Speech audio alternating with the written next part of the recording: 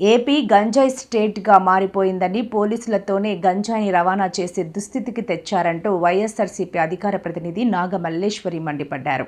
గురువారం ఆమె మీడియా సమావేశంలో మాట్లాడుతూనే 100 రోజుల్లో గంజాయి నిర్మూలిస్తామన్న హోంమంత్రి ఎక్కడ ఉన్నారంటూ నిలదీశారు. లిక్విడ్ రూపంలో కూడా గంజాయి విచ్చలవిడిగా దొరుకుతోందని అన్నారు. గంజాయి దొరుకుతుంటే అట్లీస్ట్ వాళ్ళ మీద యాక్షన్ లేదు అంటే ఎటువంటి నిసిగ్గమైనటువంటి పరిపాలనలో ఉన్నారో ఇవాళ రాష్ట్రంలో ఉన్నటువంటి ప్రజలు గమనించాలి. అంటే జగన్మోహన్ రెడ్డి గారిని తిట్టడానికి, జగన్మోహన్ రెడ్డి గారి మీద ప్రెస్ మీట్లు పెట్టడానికి అంటే పొలోమని వస్తావు కదా, నోటికి ఏదొస్తే అది ఎంత మాట అంటే అంత మాట మాట్లాడతావు కదా. మరి ఇవాళ నీ గొంతు లేవట్లేదేంటి? ఎక్కడున్నావో మరి ఏంటో కూడా అర్థం కావటంలా. అంటే ఈ వెన్నుపోటి పార్టీలో 100 రోజులు, ఇది హైలైట్ అండి. ఇంకా 100 రోజుల్లో మేము ఉక్కుపాదం మోపుతాము, డ్రోన్లు వేసి మరి నిర్వీర్యం చేస్తాము. మీరు ఏ డ్రోన్లు వేస్తున్నారో, ఎక్కడ డ్రోన్లు వేస్తున్నారో రాష్ట్రంలో ఉన్నటువంటి ప్రజలకి అర్థం కావటం లేదా? 100 రోజుల్లో ఉక్కుపాదం మోపుతానని ఇవాళ 27 నెలల కాలం అవుతున్నా మీ ఆధ్వర్యంలో, మీ హోంలో, మీ ఉన్నటువంటి శాఖలో ఇంత అడ్డగోలుగా గంజాయి దొరుకుతుంటే, ఇంకా హై టెక్నాలజీ అన్నమాట, నేనైతే ఎప్పుడు చూడలేదు, ఈ రాష్ట్రంలో ఉన్నటువంటి ప్రజలు కూడా చూసుండ్రు, లిక్విడ్ గంజాయి దొరుకుతుంది. అంటే టెక్నాలజీ వీళ్ళు రాష్ట్రాన్ని ముందుకు తీసుకెళ్లేటువంటి ప్రాసెస్ లో లేదు. గాంజాయిని లిక్విడ్ లో దాచుతున్నారు అని అంటే ఇంకా మీరు ఏ పరిపాలనలో ఉన్నారో, ఎంత దిక్కుమాలిన పరిపాలనలో ఉన్నారో రాష్ట్రంలో ఉన్నటువంటి ప్రజలు గమనించాలి. దగ్గర 75 లక్షల లిక్విడ్ గంజాయి దొరికింది. మరి దీనికి సమాధానం చెప్పాలి కదా అనితా గారు మీరు. అంతేకాకుండా ఏదైతే వీళ్ళు అధికారంలోకి వచ్చిన తర్వాత ఎంతమంది ఈ గాంజాయి వల్ల నష్టపోయారో, ఎంతమంది ఈ గాంజాయిని అడ్డుపెట్టి లాకప్ డెత్తులు చేశారో, ఎంతమందిని ఈ గాంజాయి అంటే పక్క రాష్ట్రంలో నుంచి ఈ రాష్ట్రంలోకి ఎలా తరలి వస్తుందో, కాలేజెస్ లో గాని, బస్ స్టాండ్లలో గాని, రైల్వే స్టేషన్ లో గాని, స్టూడెంట్స్ దగ్గర గాని ఎంత విచ్చలవిడిగా తిరుగుతుందో అనేది ఈ 27 నెలల కాలంలో కేసులన్నీ బయటకు తీస్తే క్లియర్ గా తెలిసిపోతుంది. అంతేకాకుండా హోంమంత్రి అనితా గారు ఏదో ఒక ఇంటర్వ్యూలో అనుకుంటాను, నాకు తెలిసి ఒక ప్రెస్ మీట్ లో అడిగారు, ఏమని, సోహెల్ కోసం అడిగితే, సోహెల్ గంజాయికి సంబంధించిన పెద్ద డాన్ అనే విషయం అందరికీ తెలుసు. దగ్గరగా 140 కిలోల గాంజాయి ఆయన ద్వారా, ఆయన ఇదిలో ఏం జరిగిందనేది రాష్ట్రంలో ఉన్నటువంటి ప్రజలకి తెలుసు, క్వశ్చన్లు అడుగుతున్నటువంటి జర్నలిస్టులకి కూడా తెలుసు. కానీ మన హోంమంత్రి అనిత గారికి మాత్రం సోహెల్ అంటే దిక్కులు చూస్తుంది. వాళ్ళ దిక్కులు చూసేటువంటి పరిస్థితి ఎందుకు వచ్చింది తెలుసా అనిత గారు? మనం పని చేయట్లేదు కాబట్టి. మనం తిన్నగా పనిచేస్తే సోహెల్ ఎవరు, ఏ విధంగా ఎక్కడి నుంచి తప్పించారో తప్పించారో ఈ రాష్ట్రంలో ఉన్నటువంటి ప్రజలకి తెలియదు అనుకుంటున్నారా?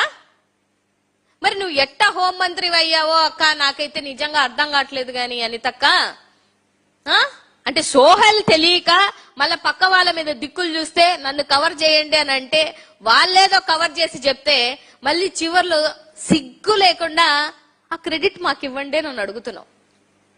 ఇవ్వాలి, తమరికి ఎటువంటి క్రెడిట్ ఇవ్వాలి అని అంటే గాంజాయిని ఇంత అడ్డగోలుగా తిప్పుతున్నందుకు మీకు క్రెడిట్ ఇవ్వాలి.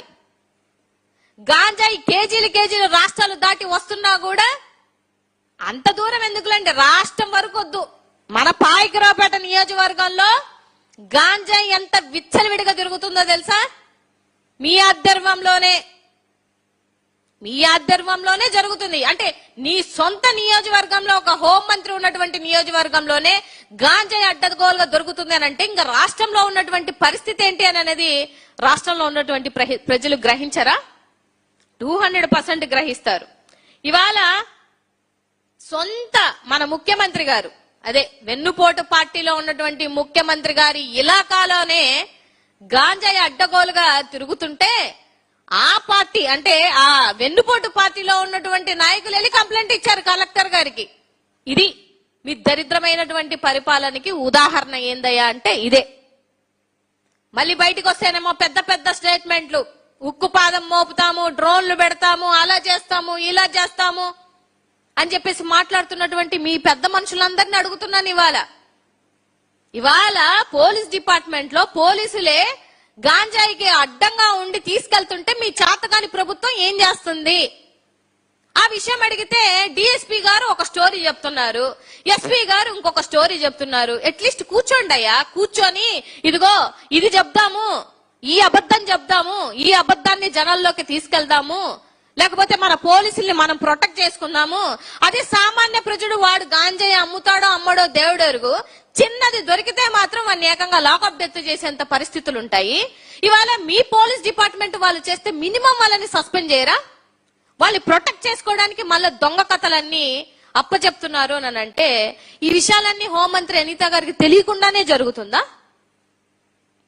సో ఇవి గమనించాలి. రాష్ట్రంలో ఉన్నటువంటి ప్రజలు గమనిస్తున్నారు, గమనిస్తారు. రాబో రోజులలో మిమ్మల్ని తరిమి తరిమి కొడతారన్న విషయాన్ని కూడా గుర్తుపెట్టుకోండి. ఫస్ట్ ఈ రాష్ట్రంలో 2029 ఎలక్షన్ జరిగితే ఫస్ట్ నియోజకవర్గంలో తరిమి కొట్టేది ఎవరిని అని అంటే హోంమంత్రి అనిత గారినే. ఎందుకంటే నీ ఎలకాలో మద్యం ఏర్లై పారుతుంది, డ్రగ్స్ ఏర్లై పారుతుంది, గాంజాయి ఏర్లై పారుతుంది, మైనింగ్ ఏర్లై పారుతుంది. ఏది ఒక్కటి నువ్వు తప్పు చేయడాలు, నీ పక్కనున్న సీఎల్తో ఎస్ఎల్తో తప్పు చేయించడాలు, వాళ్ళని సస్పెండ్ చేయడాలు, నువ్వు పిఎల్ తప్పు చేయడాలు, వాళ్ళని సస్పెండ్ చేయడాలు. అంటే ఎంత నాకు తెలిసి చదువుకున్న వాళ్ళందరికీ తెలుసు హోంమంత్రి పదవి అని అంటే దానికి ఎంత పవర్ ఉంటది, ఎంత వాల్యూ ఉంటది అని అనేది. ఇవాళ ఆ పదవిని పవర్లెస్ గా చేసినటువంటి ఏకైక మంత్రి ఎవరు అని అంటే తమరే. ఇవాళ చాలా విషయాలు మాట్లాడాలి అని అనుకుంటే నిన్న జరిగినటువంటి సంఘటనలు కొన్ని మచ్చుగా తీసుకుంటే కూడా ఎక్కడెక్కడ వీళ్ళ హయాంలో అడ్డగోలుగా దొరుకుతున్నాయి, ఎక్కడెక్కడ వీళ్ళ హయాంలో ఎంతెంత గాంజాయి దొరికింది అని అనేది రీసెంట్ గా జరిగినటువంటి ప్రకాశం జిల్లాలో గాని అద్దంకిలో గాని ఇవన్నీ ఉదాహరణలు కాదా? నిలువెత్తుగా వీడియోస్ అన్ని బయటకు వచ్చినటువంటి సంఘటనలు కదా. ఏదన్నంటే ప్రూఫ్స్ అంటారు కదా. బోల్డ్ మంది వీడియోలు తీశారు, వీడియోలన్నీ ప్రతి ఒక్కటి హల్చల్ చేశాయి సోషల్ మీడియాలో. ఇంకా ఏం ప్రూఫ్లు కావాలి మీకు? ఎందుకంటే మిమ్మల్ని మీరు ప్రొటెక్ట్ చేసుకోవడానికి మీరు అడ్డగోలుగా గాంజాయి అంతా చేస్తుంటే దానికి మీకు ప్రూఫ్లు కావాలి.